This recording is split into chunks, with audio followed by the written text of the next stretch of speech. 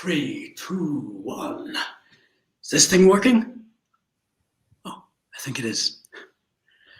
Hello, everybody. Good afternoon, and welcome to this Playing Beyond CLIL webinar. Hello, everyone.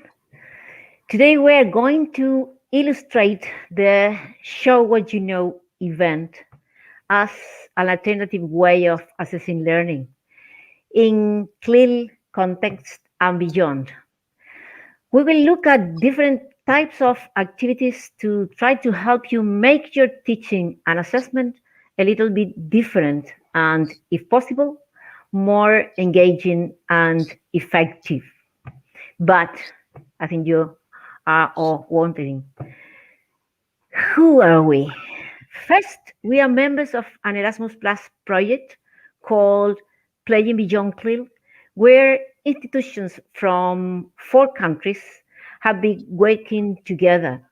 Edinburgh University and Interacting Theatre Company from UK, Helsinki University and the city of Espoo from Finland, Humboldt University and the Europa Veratum Company from Germany, and from Spain, the University of Las Palmas de Gran Canaria and the Consejería de Educación, the Canarian Education Ministry.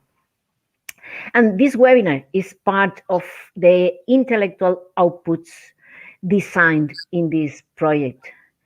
Playing Beyond CLIL is innovative and it brings together new ways of pedagogic thinking, which focuses on alternative ways of assessing learning, not only CLIL, content and language integrated learning context, but of course beyond. Relevant to any age, any language and stage classrooms.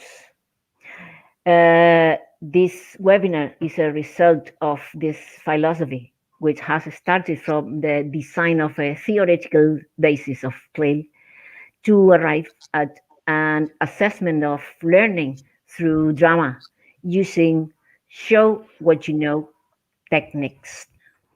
Next, please. Next slide. Okay. I'm Judith Gutierrez, English teacher, and now working at the Canadian Educational Ministry in international programs. My interest is quality. And our involvement with Show What You Know comes from the world of theatre. What we do is connect drama and education. And this project has been a wonderful way of bringing these together.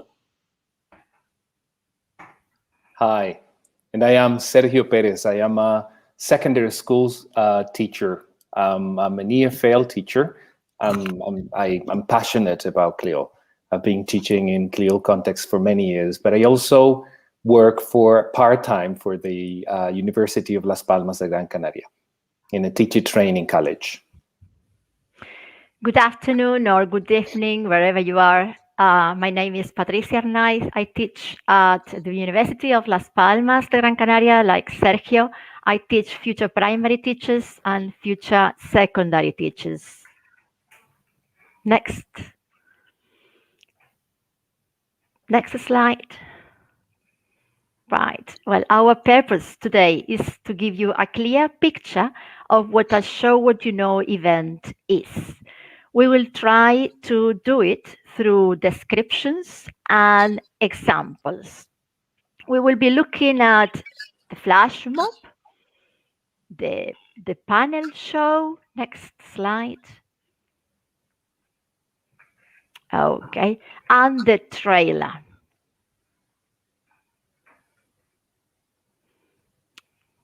Next slide. Actually, before presenting in detail the different types of Show What You Know events, we'll look at 2 pedagogical approaches, which are process drama and plural literacies. We will also be looking at deeper learning. Next. But before that, we'll see some practical considerations for this webinar. We'll be together for around 90 minutes, more or less, perhaps a little bit more or a little bit less. This webinar is being recorded, and it will be uploaded to our website, to the website we have for the project. You have it on the screen, the Playing Beyond CLIL website. As for the target groups, when preparing this webinar, the target groups we had in our minds were the ones you see on the screen: teachers, advisors, language learners, and master's degree students. Of course, if you belong to any other target group that are not on the screen, you're more than welcome to stay with us. You are also welcome to ask any questions using the chat mechanism you have. We'll try to answer them there, but also we'll be dedicating time to answering your questions around each Show What You Know event.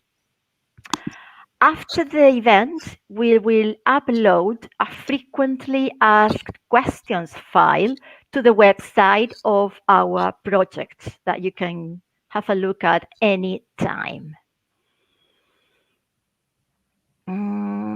Okay, now we are going to ask you a question.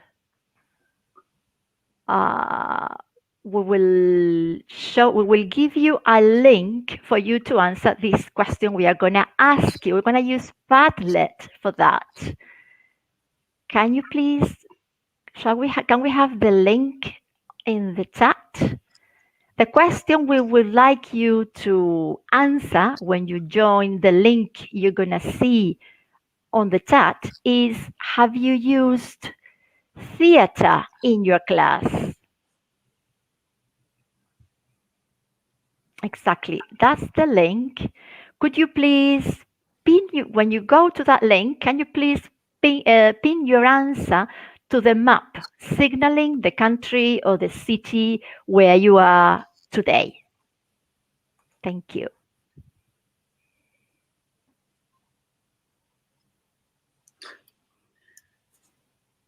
There's some fantastic global variety in our audience today.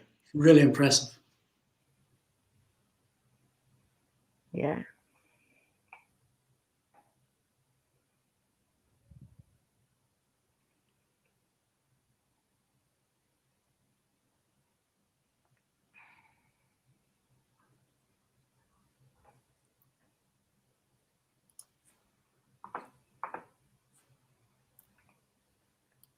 Berlin,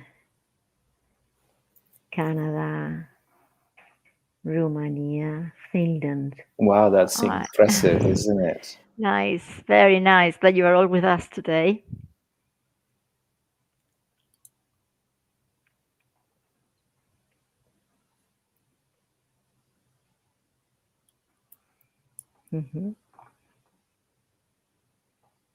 Getting bigger, expanding.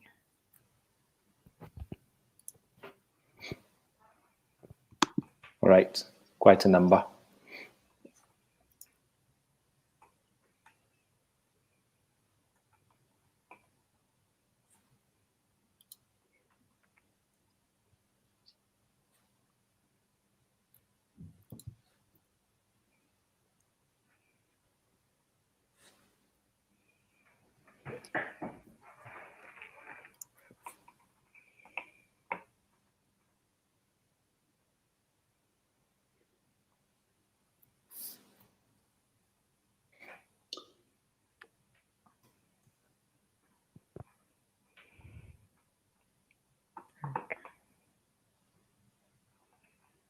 That's someone all the way over in Japan.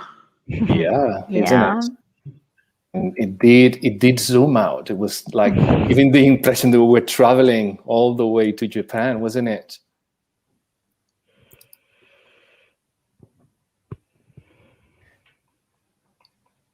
So now our challenge is to fill up the rest of the world map for the next webinar. Okay. I think we might as well keep on going, and we will show it afterwards so people will see the rest of the map. What do you think? Brilliant. Yeah. Okay, thank you. Next slide, please.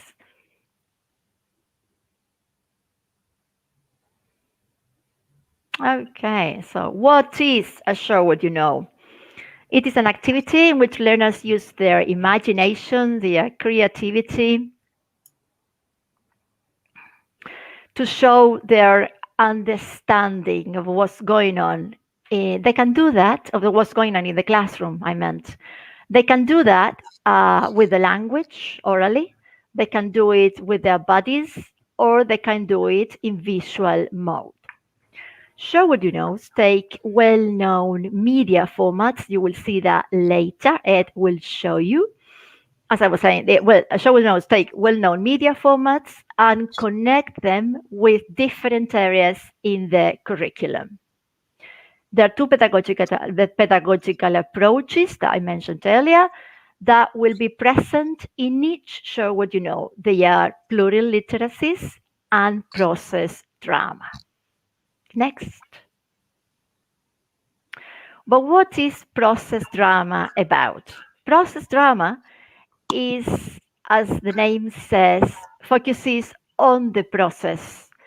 It focuses on what learners do while preparing the performance. It uses theater games and learners' imagination. Learners, while in process drama, will be working in small groups. And process drama takes takes the basic features of task-based learning. In process drama, learners engage with each other, creating scenes, using content and language.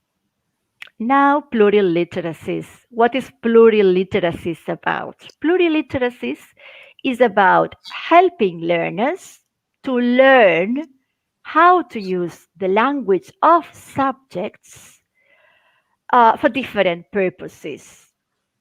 They might need to use the language to describe something, to guess, to express feelings, to order, to ask questions, to analyze.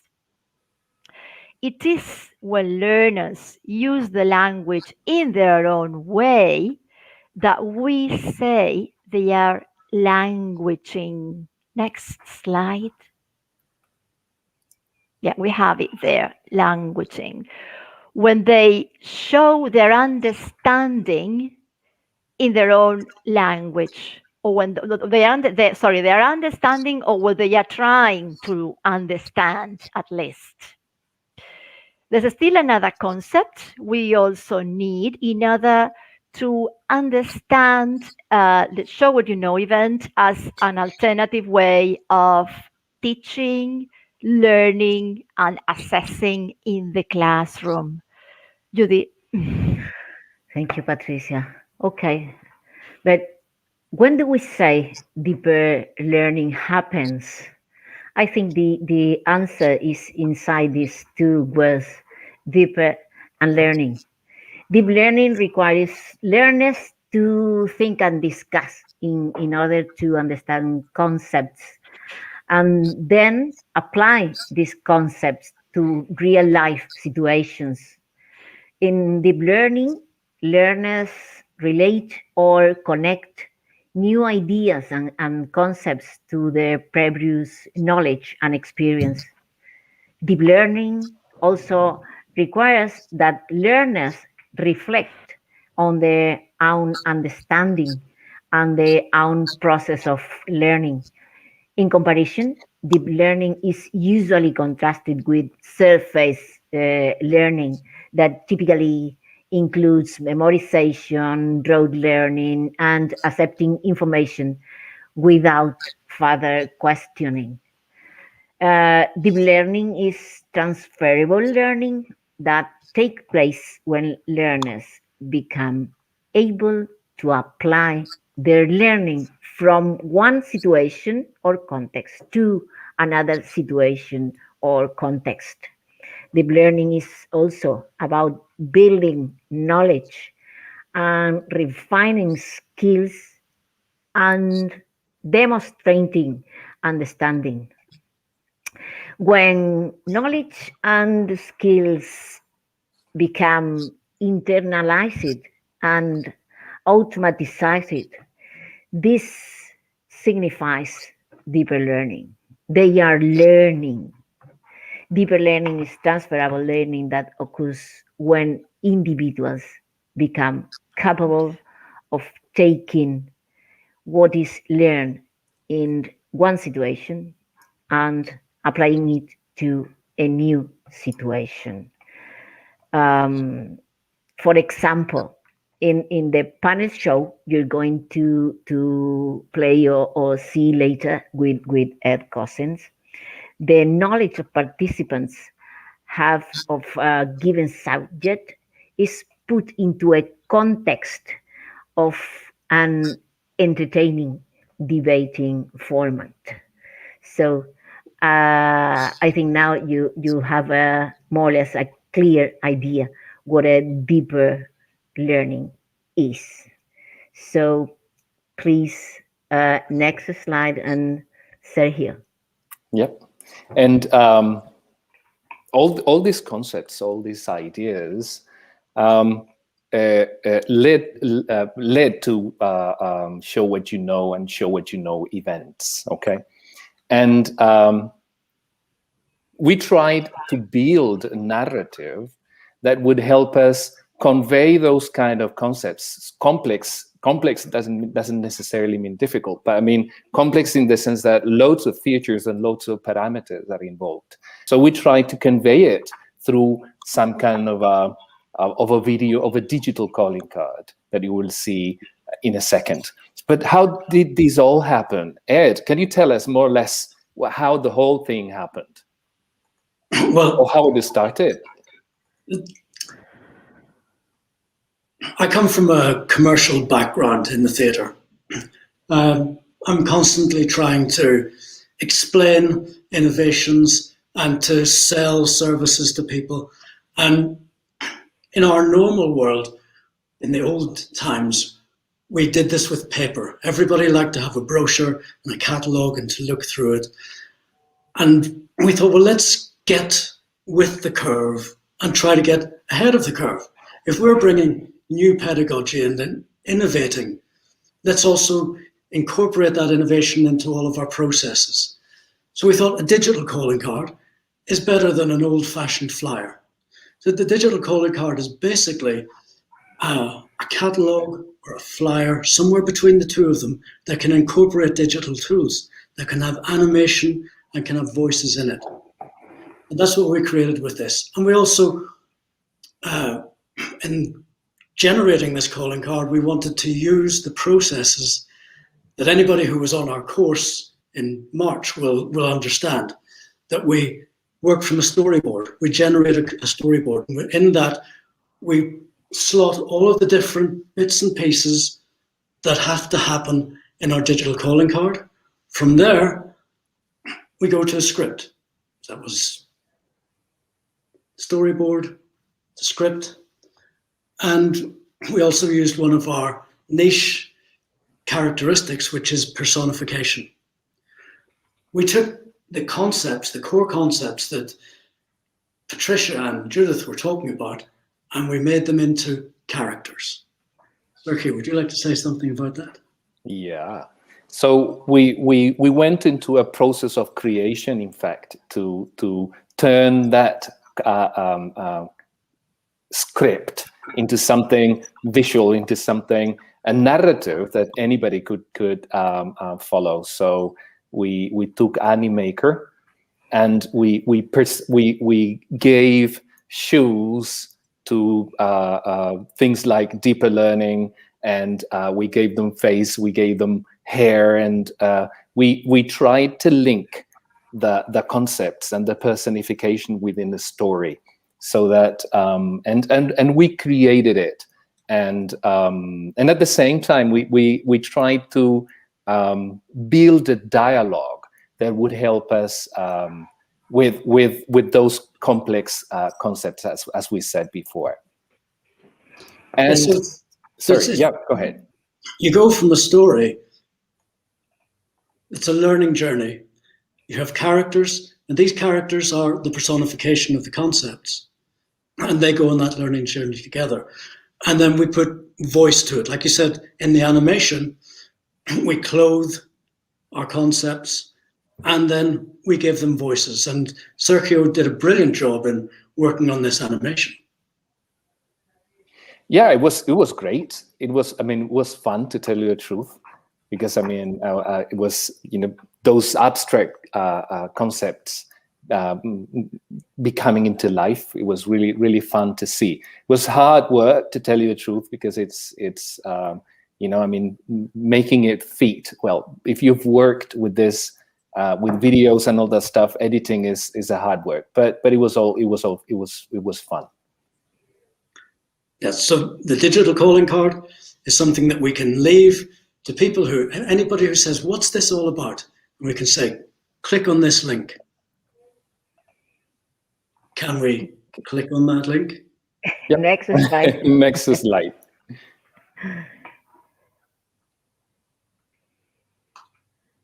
I guess we might as well watch it, yeah, and listen to it. Two pedagogical approaches meet. They become friends. Hi, I'm Process Drama.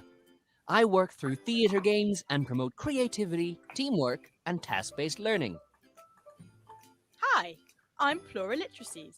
I come from a background of subject-specific literacies and content language integrated learning, also known as CLIL. I propose languaging and deep learning.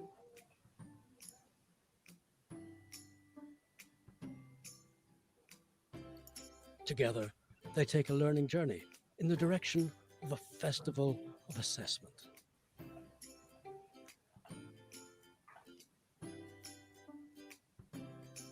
The Festival of Assessment is a place where assessments are student-led, with visible outcomes and not just simply teaching to the test. How will they get there? That's easy. The best way is to take the Show What You Know bus.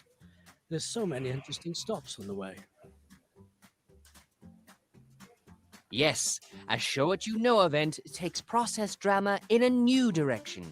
Each event has some carefully chosen games to play before the preparation begins. And Show What You Know takes well-known media format and can connect with literally all areas of the curriculum. The bus stops to pick up the trailer, the documentary, the panel show, the flash mob. In preparing to present or perform a Show What You Know, languaging happens when the teams of participants negotiate their understanding of how the subject content connects to the specific event. While this is happening, they are identifying the key points in the subject and creating a narrative, a story which they tell in the style of the task. When they arrive at the Festival of Assessment, they find learners of all ages keen to test their knowledge with the attractions on offer.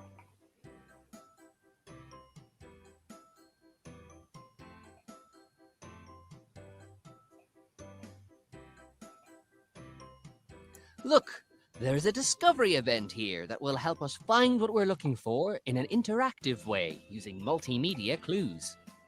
Yes, I can see how these activities can be used for subjects, target language, and even both being assessed together.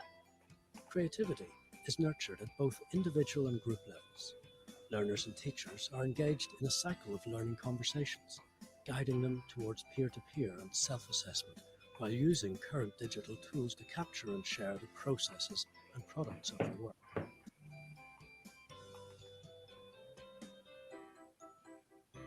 From here, the way forward seems so clear. We need to collect and connect what we're already doing and create a new way.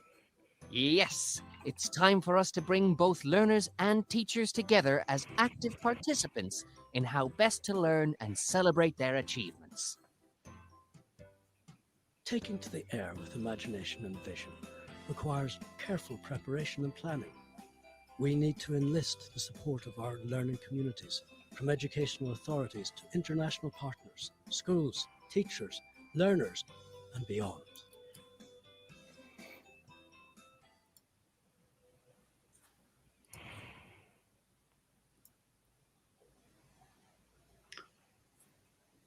Thank you. That's our digital calling card. You're very welcome to take it, and to share it, and to enjoy it with your friends, your family, colleagues. We're moving on now to talk about the flash mob as one of our Show What You Know events.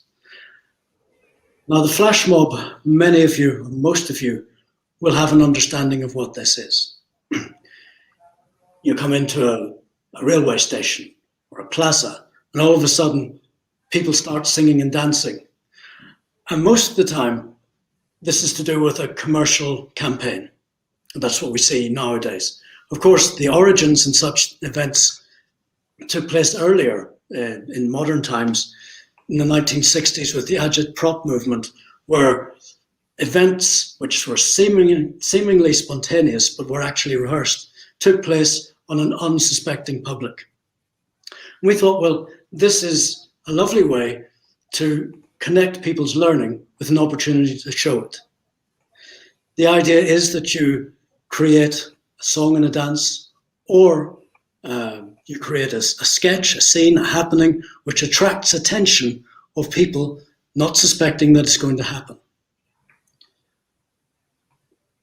Like I said, there are many examples of this, and it's perhaps one of the more simple Show What You Know events. It's something that you would use at the end of a learning unit. Say, okay, we've just done, let's say, in geography, looking at the cycle of rivers. So how are we going to make a song out of this? Song and a dance, or a scene, personifying the different elements. That's the challenge.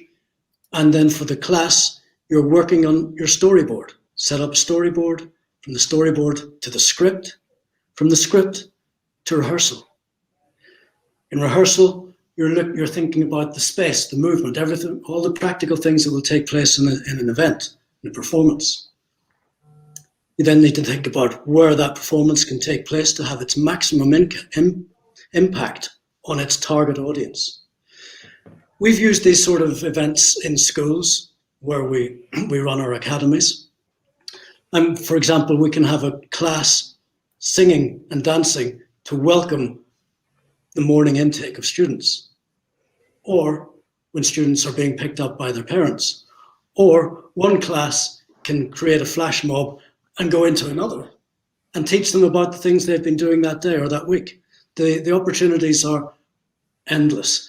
Now, I'm wondering, do we have a slide of such a flash mob in action? We did have a recording, but we were trying to get some permission for it.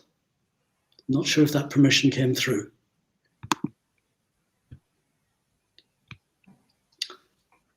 So those are step-by-step guidance for flash mobs. In the recent course that we ran on Show What You Know, the flash mob was certainly the most popular one to be taken by teachers and adapted. So it would seem that we don't have the permission to show the. Yeah, we have the permission. Yeah. Wonderful. This is an example of a flash mob in rehearsal from a school in the Canaries, and I think it's just wonderful. Can we play this? Welcome to the magic of color. Meet the pigment primary color. They are unique. I am yellow, I like the sun. I am cyan, like the sea. I am magenta, I like to read. Did you know that if you mix the primary color two at a time, you get the secondary colors? Yeah, when we mix yellow and cyan. Yes, please. When we blend cyan with magenta.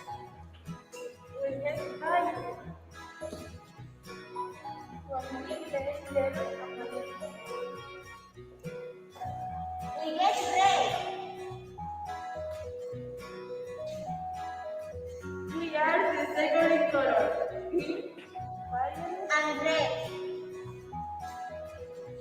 But what are the complementary colors? We are magenta and green. Yellow, Violet. Cyan and red. the pillars of complementary colors show that no conflict. And all of them together make up the color green.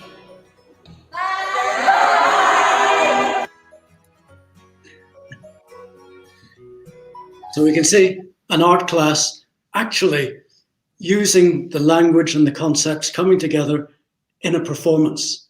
Here we have the performance being part of the deeper learning. Fantastic that it's done in the context of COVID. So of course we can't actually see the performance out in the street or outside of the school or in another context. We could only see the rehearsal, but lovely work. And we've had several examples that have come from the training course that we did of teachers actually taking the flash mob and putting it into practice. Now, one of the things that we recommend in preparation for any of the Show What You Know events, and this is something that we'll talk about on a number of occasions, that we have a toolkit which is available on our webpage. And when you visit the Playing Beyond CLIL webpage, you will find inside the toolkit, we have a whole list of complementary drama activities. These are activities which will help build the competences that your learners will need in order for their events to be successful events. So that's very important criteria, successful. We talk about successful languaging. We talk about successful Show What You Know events. Those will be memorable. Those will make the participants feel good about it, and it will help them remember the content forever.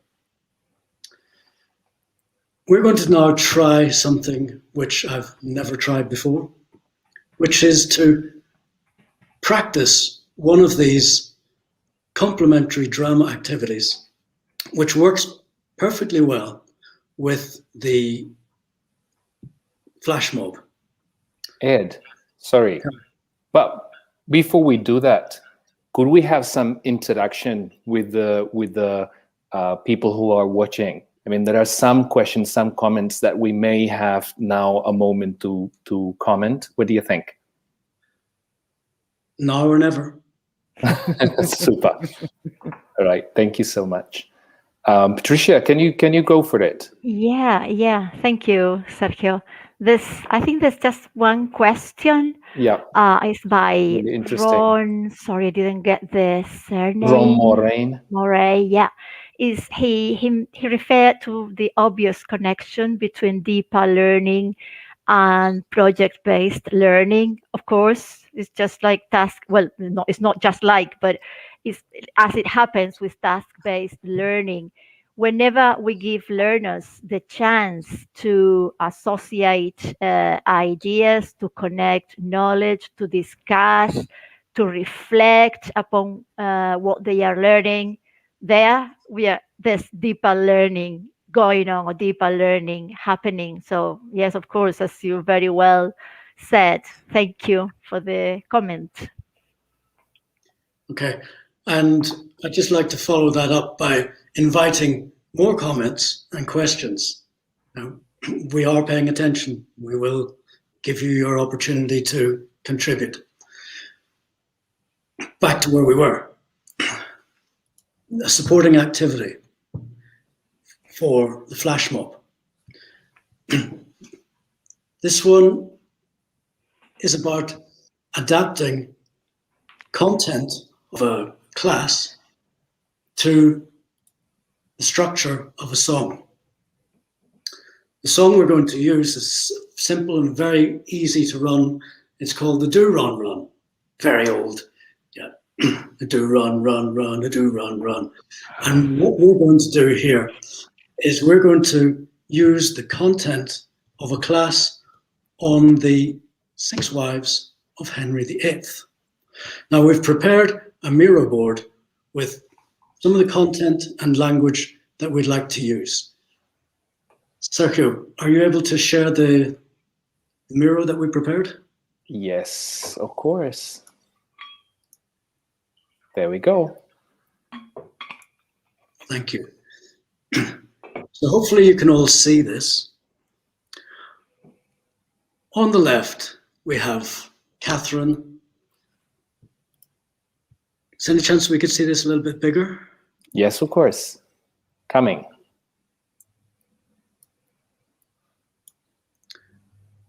Is that okay? That's great. Fantastic. So these 6 wives, we have a refrain in English. We talk about divorced, beheaded, died, divorced, beheaded, survived. And we're going to try to build a verse for each one of these wives of Henry VIII. The first one was Catherine. And if we can look at the information that we have about Catherine, right, she was a devout Catholic. Her daughter was Mary. She was first of all married to Henry's brother, Arthur, who died in an accident. And what else do we know about her? Yes, Henry always said that the marriage wasn't consummated. So I'm going to give you an example of how I created a verse around that information. Then the challenge will be for you as a group using the chat function to create a verse for each of these wives. The first one, here we go. Her name was Catherine and she came from Spain. A do run, run, run, a do run, run. Her daughter Mary lived a life of pain. A do run, run, run, a do run, run. Yeah, she was close to Rome. Yeah, she was far from home. Yeah, she stayed close to Rome. A do run, run, run, a do run, run. That's my example. Now the challenge is over to you to look at the next one, Anne Boleyn. What can we say about Anne Boleyn? Use the chat, please.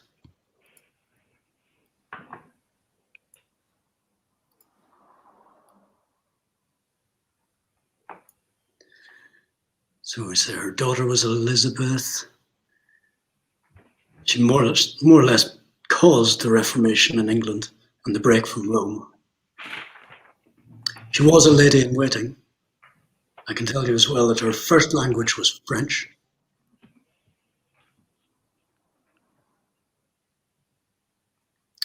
So got any lines coming up there?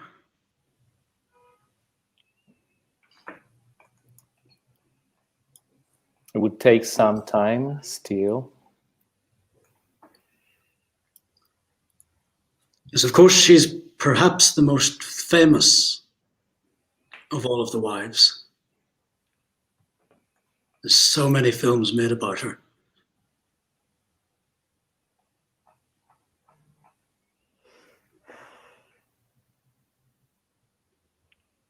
So if you can think of a line, just share it in the chat.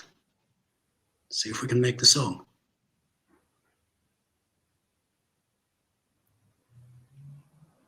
Don't worry, we're not going to ask you to sing it on your own.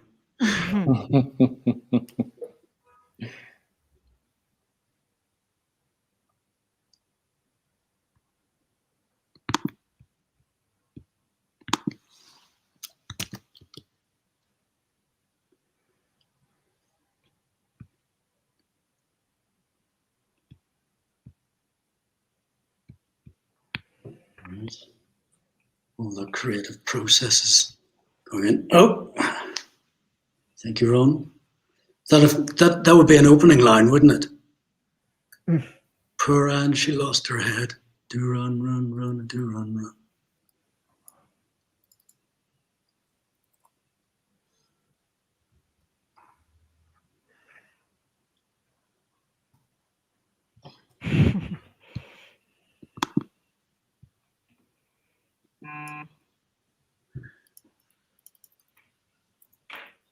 Oh, Ophelia, I like that.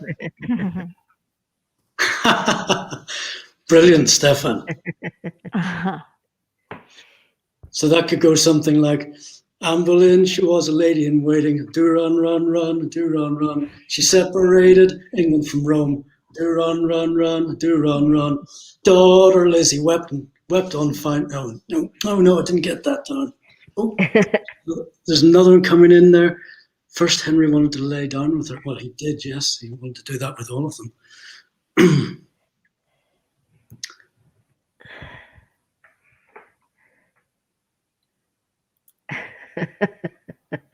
You're far too quick for me to type.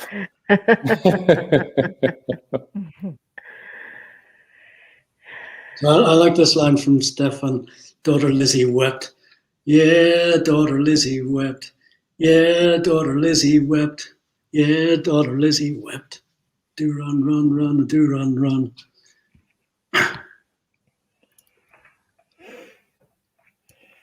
So people can continue contributing to that. Now we're going to move on to Anne of Cleves. Very interesting. Not so much known about her. And if anybody's read the novels of Hilary Mantel, there's fascinating insights into the lives of all these ladies. Anne of Cleves, apparently when she arrived, she arrived in England, she didn't speak much English, in fact, practically none. And Henry was put out. He was annoyed because he didn't think that she looked as good as her portrait. In those days, you had to rely on the artist to give some sort of likeness. And this time, Henry thought that the likeness was too flattering. It's said that the marriage was never consummated. And so therefore the separation between them was quite simple and straightforward. And that she remained a friend to the family and actually helped with his, I've gone out of order, haven't I? Yes. I'm talking about Anne of Cleves when we haven't spoken about Jane Seymour. But I think it's nice. I think we can change order, no problem. Of course we can. So.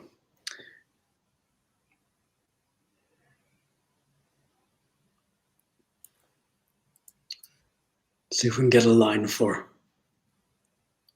Anne of Cleves.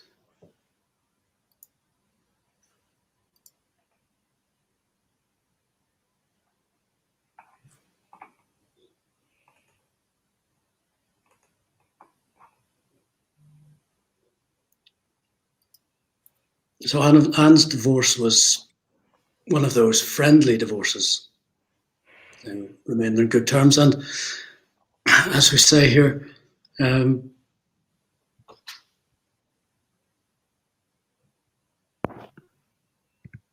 yeah.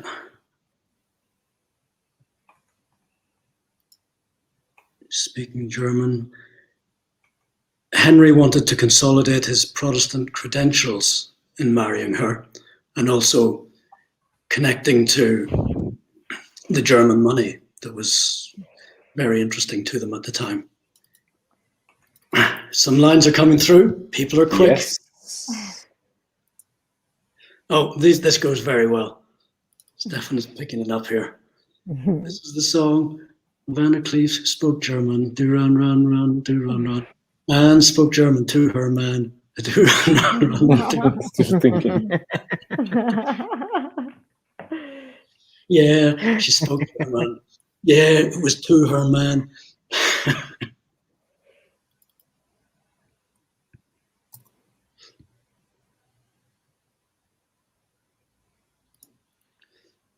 Okay.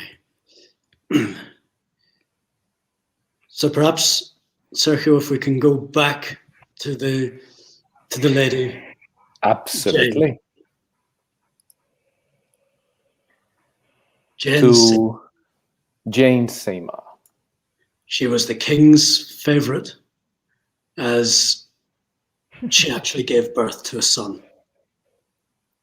Became King Edward VI. And King Edward, unfortunately, was never a robust child. He died young. And he was then succeeded by his older sister, Mary.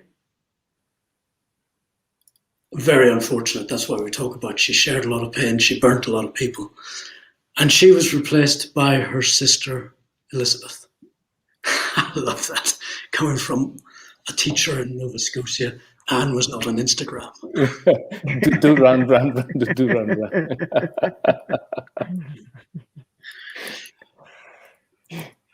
Brilliant. So back to Jane.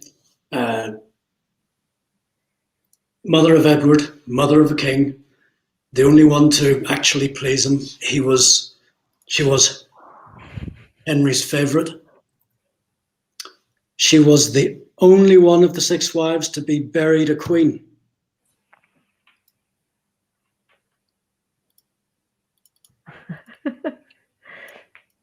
I'm loving this coming in from Juan in London. Yeah, this is still coming. Some of them are still coming from the previous one. Sorry, from Mount of Cleves.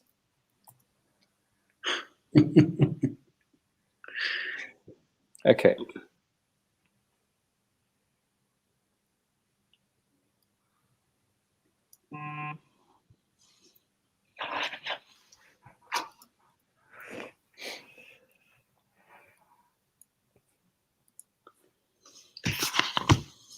Okay, so back to...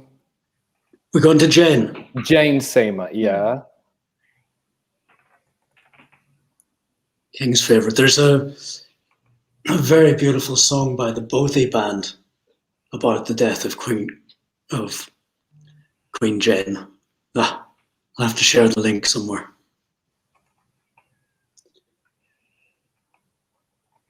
How about, Ed, sorry to interrupt, moving on to the next one, to the next activity? We can do that. Because this one is taking too much, waiting for the answer because of this time lapse between the YouTube and so on and so forth. What do you think? Was that too rude? There's some lovely lines have come through. Very much enjoying the creativity that's out there. Okay, fine, fantastic. The point of this is to show how easy it really is to create a song using the content of a class. In this case, we've used a class that's teaching history in the 16th century. You give your students the task, your learners the task, and they will engage their own creativity, and they enjoy doing that. And this is, like we said, building the competences towards a flash mob that can go out on the street. The more often you play a game like the Do Run Run, the more comfortable you become in using this, both the technical language and the content, and your deeper learning being turn it into a song. So that's where we want to go with the flash mob. And from there, we're going to move on to another Show What You Know event, which is perhaps my favorite in terms of its flexibility. We're moving on to the panel show, but we're still staying with supporting activities. So we're going to actually play one of my favorite ever games, if not my favorite game of all time, which is Just a Minute. And Just a Minute is a panel show game on Radio 4. And in this game, there are quite simple rules. You see, the name of the game is Just a Minute. So the object, or for a person taking part in the game is to speak for a minute on a given subject. And during that time, there's to be no hesitation from the speaker, no repetition, and no deviation. So what does that mean? No hesitation means that you can't go, no repetition. You're not allowed to repeat any terms apart from the words of the title themselves. Any other repetition is out of bounds. And deviation, you must stick to the subject. You can't talk about something else. Luckily, we had some volunteers so we can actually show you how the game is played. You don't have to listen to me talk about the rules. Can we introduce our players, please?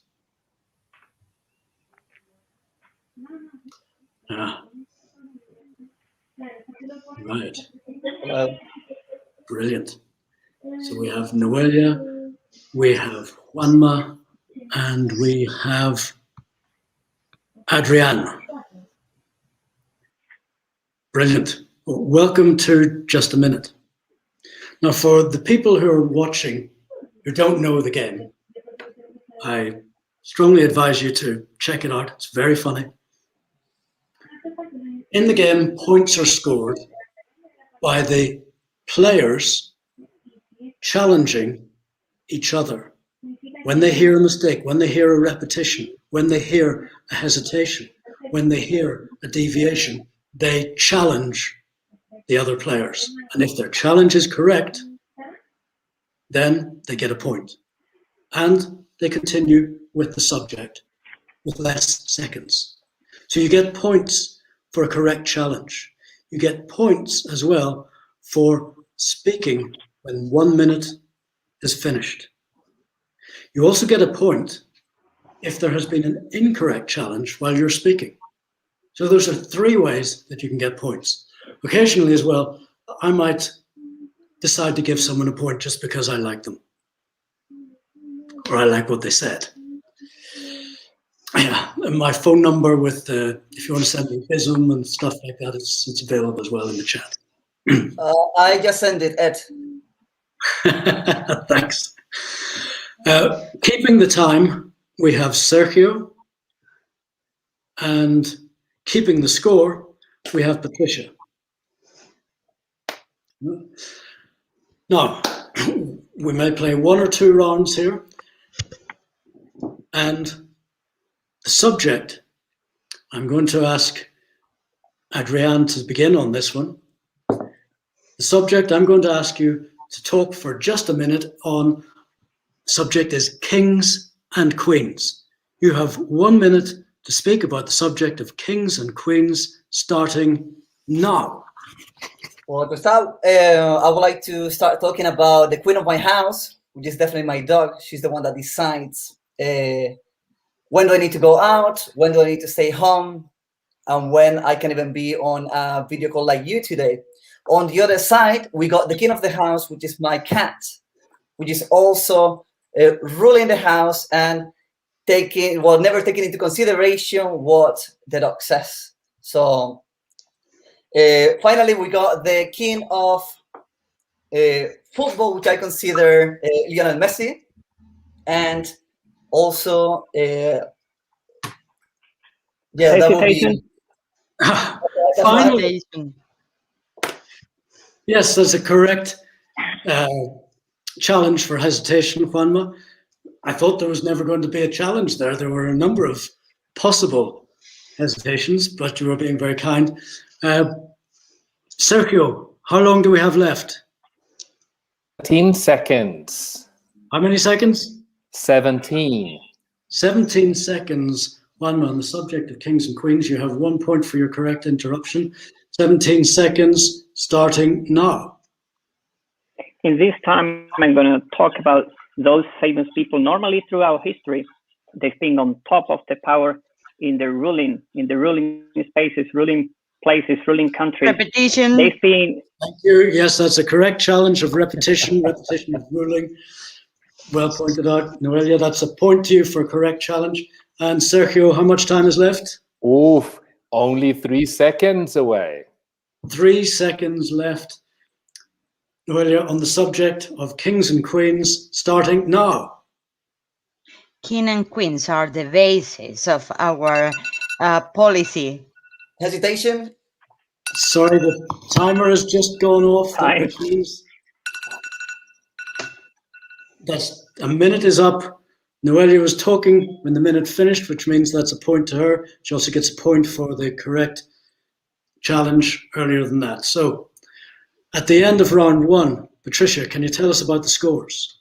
Yeah, I think you have 1 point for Juanma and 2 for Noelia.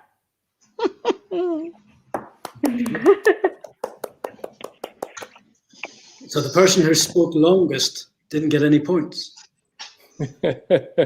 Interesting. Unfair. Well, but it's good to know now the rules. Now it makes more sense once you say it and you put it into practice. So Okay, but because of that, we're going to give you a second round. So you get an opportunity to score some points. And we're going to move away from history or historical subjects, and we're going to move into something called climate change. And the subject is climate change and me. And I'm going to ask you to start talking about that for 1 minute, Noelia, starting now. Climate change and me is one of the best topics I can talk about, for sure. Since many years ago, I have been studying and I have been involved in that topic, not only as a teacher, but as a person living in this world. So with my students, I try to use theater after doing a course. hesitation? There was a hesitation there, well pointed out. I'm sorry, Noelia. I feel so bad and so rude for doing that. No, great. Need the points, Adrian. You were correct. You were correct as well. So well listened. And you now have the subject. Sergio, what about the time? You got 29 seconds left. 29 seconds on the subject of climate change and me, starting now. Well, let's see what I can do with climate change and me. Starting with that, after watching a documentary called Seaspiracy on Netflix, I realized that my high consume of tuna, in this case, was causing problems in the climate, in the biodiversity of the ocean. And what I decided to do was reducing the amount of fish consumed, because apparently it is not only the plastic that we use, but Great. All right. Great. Fantastic. Amazing. You get a point. You get a point for speaking when the minute was over, and you also got a point for a correct challenge, which means at the end of round 2, Patricia, please, scores on the door. Adrian is the winner.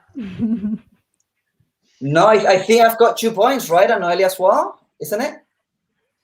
Adrian has 2 points. Yeah. You are the winner. Oh, for this round. Okay. Yeah. Sorry. Yeah. But overall Don't we try had to cheat. after 2 rounds, we had a draw between Adrian and Noelia. Exactly. And Juanma, if there'd been more time, I'm sure you would have scored a few more points. Yeah, you can give me 1 point for keeping quiet so well, respecting the terms. Maybe. Well, someone is suggesting giving 1 point for every 10 seconds being spoken, which is also a nice idea, wouldn't you think? Well, I think with all of these activities, we're adapting them from other models. And of course, in your class, you can choose to do whatever you like with that. You know, Fantastic. I've always been against sort of correction of grammar or any mistakes in the language teaching context using this game. Because what we're trying to encourage is fluency over accuracy. And the ability to speak in front of people is what we're training here. That's the competence we want to work at, rather than accuracy. There are other games that you would use for accuracy. What do other people do? I'm quite happy to hear in the chat other people's reflections, having seen the game and seeing the way it works.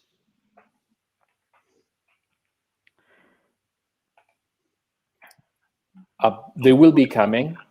I Yes. guess some more comments will be coming, but since I mean, there's this is time lapse between what we say and when they hear it, they still get some time for the messages to get through. Yeah. Sergio, have you ever played this game? Yes, I have. Let the students create the rules, says Ron Moraine, which is another nice suggestion. I have played it a couple of times within your context, Ed, but with my students, they love it. They really love it. The 1 minute challenge. It's true. I mean, and the students, like, controlling the time and getting the scores and all that stuff. I mean, it works wonders. It does. It is a wonderful game, and they like it. I mean, I normally use it as a warm up. And very often, to tell you the truth. Yeah, I like what you're saying there, Ron, about the participation of the students in the rules of the game and running the show, of course. And that was something that you picked up on earlier about show what you know events. They are meant to have student or learner participation in everything. That we're talking about the new relationship where the teacher is there to support and to guide, to mentor, and the students are really taking control of their adaptations. And what we say in preparing any of the Show What You Know events is for the teacher to have prepared examples of the multimedia formats that we're basing these on. So you would show, or you would get an audio of people playing just a minute, and you'd say, well, how can we use this as a tool for our learning and for our showing what we know? The same thing goes for the panel show. We based the panel show and the Show What You Know on a Radio 4 Any Questions. And that's just one format. We said, here's the general thing. How do we make this work for us? Now, just as more ideas are flowing into the chat, I want to share something with you from the previous project, Playing CLIL. We had a head teacher in a rural school in Northern Ireland who really subscribed to all of these ideas. And he got to the extent with his students that they were talking about a specific unit, and he could say to them, which game are we going to use to test our knowledge of the subject? And the students were able, these were 11 going on 12, they were able to choose from the bank of games that they used, which one would be best for a specific subject.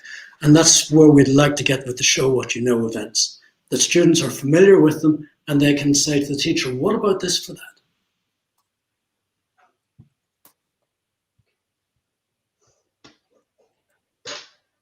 Oh, we're getting some.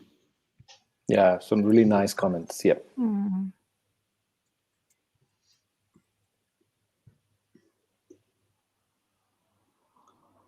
I think that there is some kind of a scaffolding needing to happen, especially with students who are not used to this kind of free environment for learning. And you may want to give sometimes some support to kids. But the idea is that in the end, they run the whole thing themselves as much as possible, to give them like kind of a complete student-centered focus to the Show What You Know events. So the teacher just being a guide, maybe giving the, let's say, the setting off rules, and then the students doing the whole thing by themselves. That would be kind of the ideal thing. But it does need some scaffolding. It does need some time for students to get adapted, to get used to this thing. It does, and I think that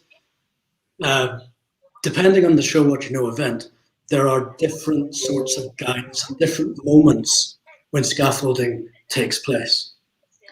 For example, when we've worked before on the advert or the trailer, there's a moment when the storyboards are being created by the students and the learners that the teacher needs to encourage movement onto the next step, to get things on their feet, to begin rehearsal.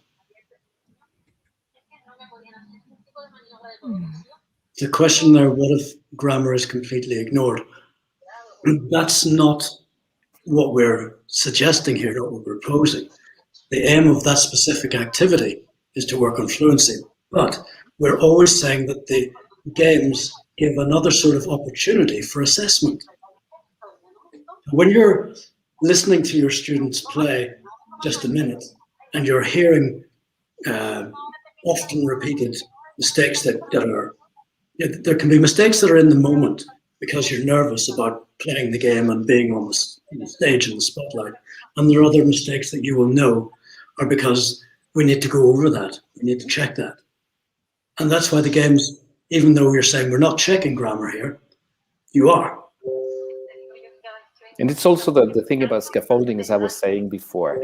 I mean, before you actually produce spontaneously, you need to have worked a little bit with the kids regarding the grammar and the syntax and the vocab. I mean, it's not just out of the blue. There needs to be some work before actually students producing spontaneously. So I think this is some kind of a journey, to use what the word Ed used before. Some kind of a journey that starts with a lead. I mean, the teacher being knowing where we're heading, giving them some help for the students to produce spontaneously, which is actually the ultimate goal when you're communicating in the language, okay? And this Show What You Know events will give you the perfect environment for that to happen. And that includes content. I mean, because we are in a CLIL context, so it's not only language, it's also content. And if we do the right scaffolding, they will be both linked together in a spontaneous, free, relevant, engaging environment. But of course, scaffolding needs to be there, and there needs to be a help for the language. Absolutely. Thank you so much. Thanks for that, Sergio. Time is never our friend in these things. There's some excellent conversations going on in the chat. And thanks for that, Jesus and Stefan. Really great points.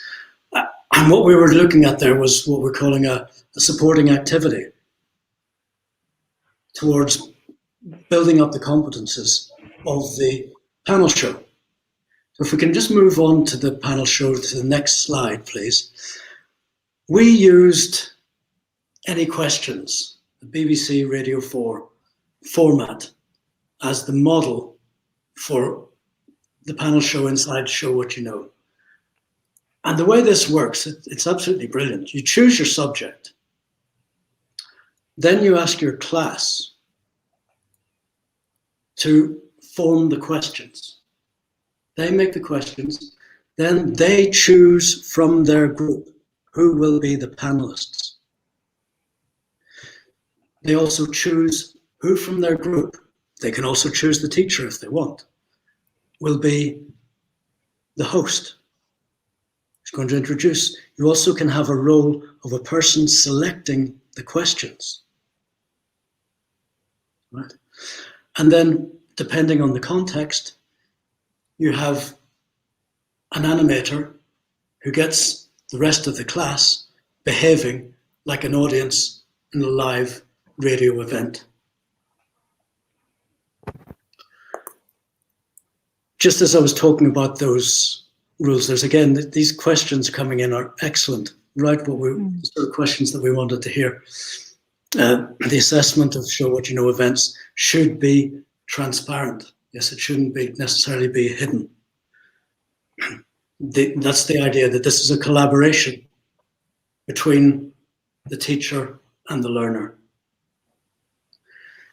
And here in the panel show, the questions can be suggested or guided by the teacher, but the questions on the subject are asked by the students, and they will be answered by the students in their panel. Okay. We have an example of a panel show that we ran recently.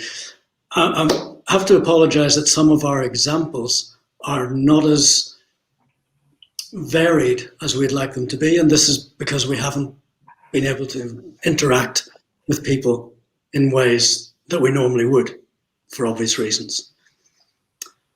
We did manage to get a great panel show, which took place here in Madrid in November 2019. We had a group of 65 educators from Versailles and southern Paris who were visiting Madrid to learn about the bilingual program in Madrid, to learn about how CLIL was practiced in the Madrid schools. That was the subject of their course, and that was what we made the subject of their panel show. In this case, I was the moderator, and the panelists didn't come from the audience themselves because we had the opportunity to invite people who we had met during the week. So we had an academic who was teaching a master's degree on CLIL. We had a head teacher of the British Council School who's also an expert in school leadership. We had a member of the Educational Authority of Madrid, the bilingual program, and we had a member of the British Council's, well, the coordinator of the British Council bilingual program in Spain and beyond, Mark Levy. The questions that were asked by the panelists, by the audience, were very precise, were very nuanced. These were the questions that the people were asking after they had seen the schools. They're saying, well, how CLIL is this, and what happens later? What happens to the role of the language teacher? What does the coordinator do? Where do we move between, and some people get annoyed by the terminology, where do we move and how do we move between soft and hard CLIL? These were the questions that were being asked by the French teachers of the Spanish panel. And after the panel show, we interviewed the panelists to get their idea as a panelist. How did they feel this event had worked as an assessment for the course? And we have some of that captured here I'd like to share with you now. Can we move on to this, please?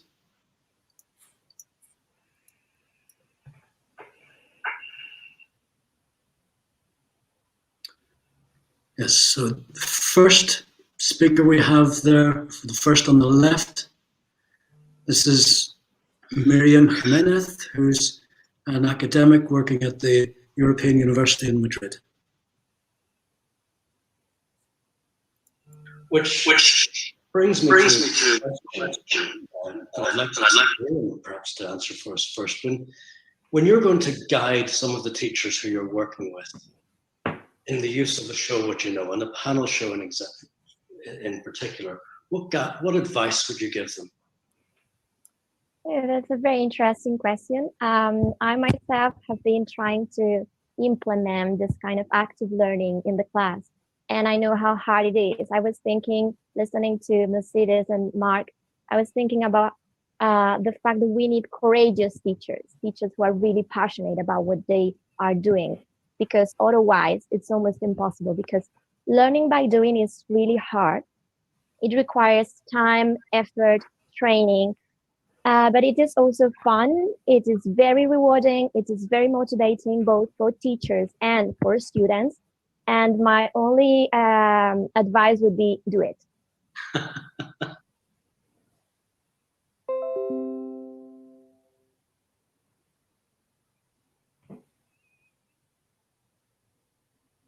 panelists, please. As that was one of three.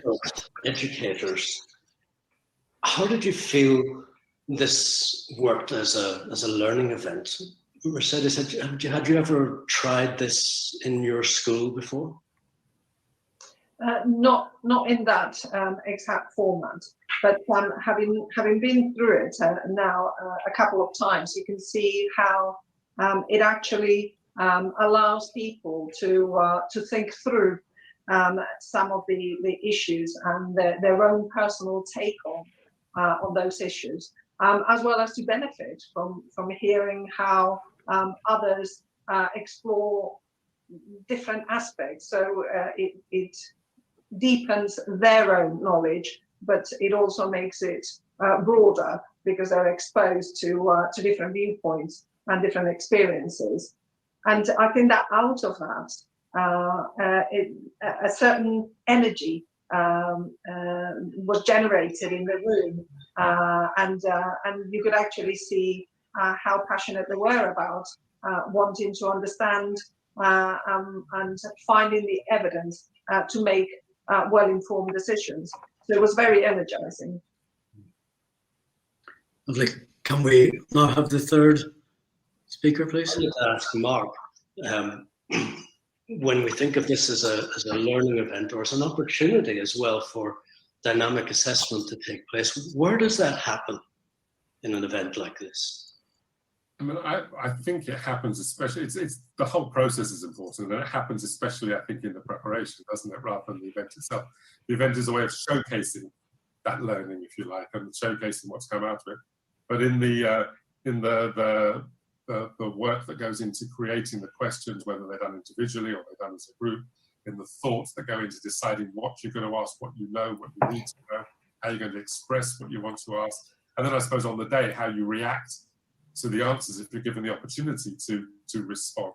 I think the learning is in that, especially in the preparation. And you can see in a scenario where it was a student activity, where that would be crucial. The amount of time that they're given to actually prepare is obviously crucial. Okay, thank you.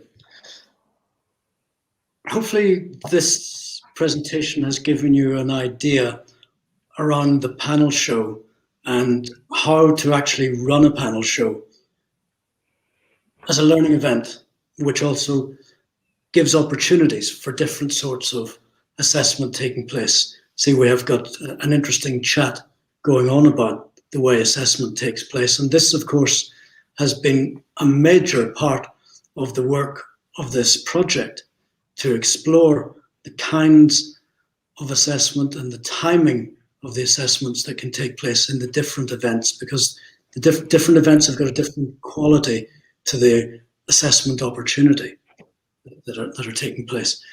Now, time is not our friend, as usual, and we've got one more event that we'd like to talk about, which can be done relatively quickly. But I was just going to give some opportunity for fellow hosts to reflect on some of the content of the chat that's been going on. Sergio, Patricia, Judith, you see the conversations going on? Yeah, there have been some interesting comments. Sorry, Patricia, can you go ahead? Sorry. Yeah, no, there's a lot about assessment, obviously. And although today our focus was to look at show what you know events, we would like to tell you that obviously there's an assessment rubric. Sorry, our the members of Playing Beyond CLIL have been working on, and there will be an occasion when we will share the rubric with you. But yeah, of course, assessment should be formative mainly. Summative assessment, we're not totally against either. It is there. And learners have a lot to say, of course. But yeah, we're working on that. And there will be probably another webinar or as part of our course we teach that we will share the rubric with all of you. Yeah, probably we will upload all this material to the web page. And of course, we are thinking of making and co-constructing assessment rubric with 4 teachers, with teachers, and 4 pupils, and with pupils, of course. Yeah. There is actually a webinar scheduled, planned by our Finnish partners, which is on the subject of assessment, dedicated to that subject. And we will send the link to all of the people registered here to take part or to attend that webinar when it's ready. This illustration of Show What You Know was programmed to come first, and then the assessment comes later. Yes, I would like to say something, Ed. Yeah. As we all know, there's a lot to do in assessment plus CLIL. And after 3 years working really hard with the members of this, with the partners in this project, we still think there's a lot to do, a lot to learn. And we hope that with all the work we've done, we can contribute, we can help teachers and also ourselves, because we are teachers, to assess a little bit better than we've been assessing so far. Okay. I'd like to move on from the panel show. Again, you can create a panel show using personification. Your panelists, the actual panelists, can be personified concepts. You can have a panel show, say if you're doing your climate change, a character, you could have one of your panelists could be wind, another could be pollution. It's really, the creativity is endless, the way that you can work with that and engage with things that interest and motivate your students and get them to show you what they know. The last one we're going to show is definitely my favorite. And this is the trailer. We have 2 Show What You Know events that seem to be rather similar in their task. But there are subtle differences between an advert and a trailer, because the trailer supposes a different kind of knowledge to the advert. In the trailer, you don't reveal all of the content, whereas in the advert you do. The advert tells you this product does that thing, whereas the trailer suggests and hints. And here we're going to show you an example of the trailer. This example we have is from a teacher training course that I was working on, and we were working on King Lear in context. We had a group of, I think it was 6 educators from Almeria. None of them had ever seen King Lear. None of them had ever read King Lear, and they came to study King Lear for a week. And I think that there are comments coming through there from Jesus. This is all about the process. We had about 2 hours to create a performance that lasts for 45 seconds. And in that 2 hours, the group chose the content which they felt was most relevant to their learning journey. They created their storyboard, from the storyboard to script. They gave the characters, they rehearsed, and they came up with this lovely trailer for Lear. Bearing in mind, at the beginning of the week, they knew nothing of the play and nothing of its content. And this is their own work. Can we please have this? The Oxford University Players of Almeria present Poisoned Inheritance. Are you going to tell me anything more than your sister? Nothing. Nothing will come of nothing. Loyalty, honesty, betrayal. Are you calling me a fool, boy? I want to learn how to lie. Loneliness, destitution. Wow! Wind blow! Love, regretment. Oh, my dear. I'm a big girl. How much I regret what I did. What would you do to get power? What What would you do to get get power? power? What would you do to get power? What would you do to get power? Yeah.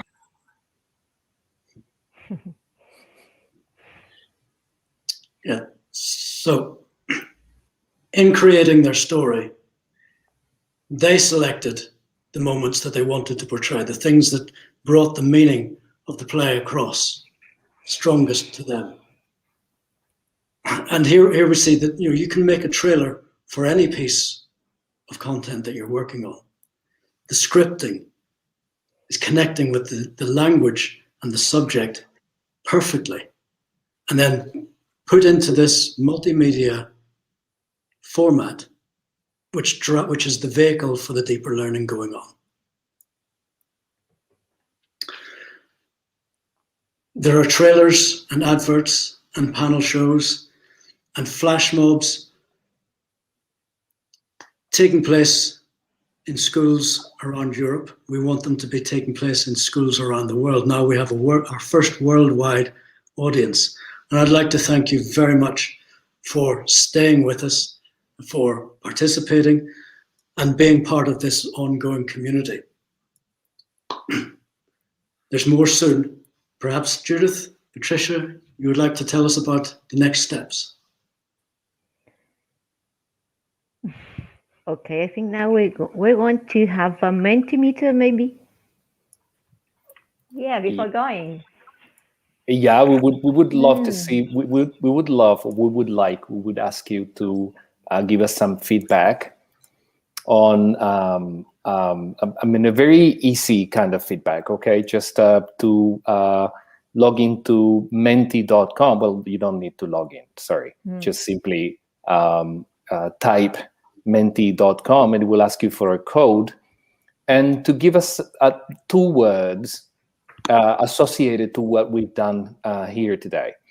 2 things that came to your mind while you were watching the webinar, things you associate to CLIL, whatever you consider appropriate, okay?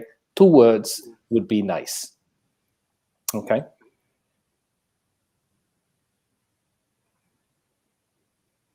Perfect. So we will give time, a little bit of time for people to log in and give us some words, and the words will start coming up. In the meantime, Sergio, was there any update on the Padlet? Yes. We got, I think it's something like 3 continents, 4 continents represented here. If you haven't, we shared the link a minute ago for those of you who couldn't have the possibility of putting your pin here. We did ask a question at the beginning: have you used theater in your class? And we kindly requested to pin your answer to the place you're watching the webinar from. And this was at least partially what we got. We got people from Uzbekistan, Taiwan, Japan, got somebody from, I think it's Ecuador, isn't it? Yeah, Ecuador. People right away, all the way from Canada, isn't it? Yep, Nova Scotia, that's New Scotland.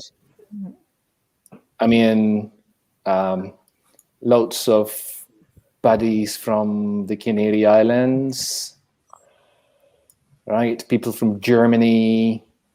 We got, sorry about the zooming in and zooming out. Romania, right? So we're, I think, nice amount of the world being represented. Finland, got the UK. We got Northern Ireland. All right. Okay, so some more people joining from Finland. Okay, so that's a nice picture. But can we go to the, okay, that's fantastic, how the Mentimeter is being populated. Yeah, it's nice to see. Inspiring. Inspiring Wow. when we're talking about the shows and art. Really nice. Really nice. Thank you so much. Creative. Exciting. All right. Great training. Thank you. Thank you very much. Right. Really practical. All right. That's fantastic. Yeah. Repeat as soon as possible. Fantastic. Fantastic. Right.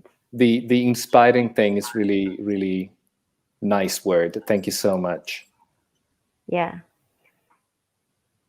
The thing about being interactive and interacting, the word here, interacting, I mean, that was kind of scary at the beginning, and it's taken loads of technical challenges, but I think it's worth the effort, because hearing from you, it's really, really fantastic. Really worth it. Thank you so much. Thank you for joining us. Practical. Wonderful. Wow. Fantastic. Thank you so much. Where do we go from here? Well, we go to June the 16th. Is that what you wanted to hear, Ed? What happens in June the 16th? Oh, we will see you all again, maybe? Yeah, training course on June the 16th and the 17th. Yes, we're running a course, well, some practical training on digital versions of Show What You Know. Okay. All right. Yeah. I would really love to thank everybody joining the conversation. We haven't really, I mean, there was a nice debate going on regarding the assessment thing. So it would be great to see you all when the assessment event happens. Because I think that the real power of Show What You Know is that it gives you a fantastic context for formative assessment. So you would be really, I mean, you would love it. So thank you so much. Absolutely. Yeah, probably we will send you an email with the next information of the event. Yeah, we will. Yeah, please, the final slide could be possible.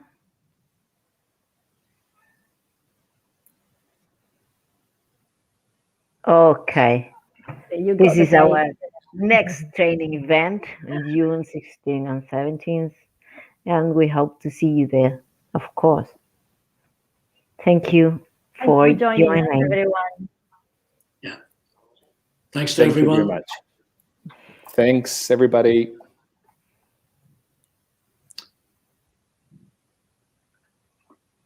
And thanks to our great technical team.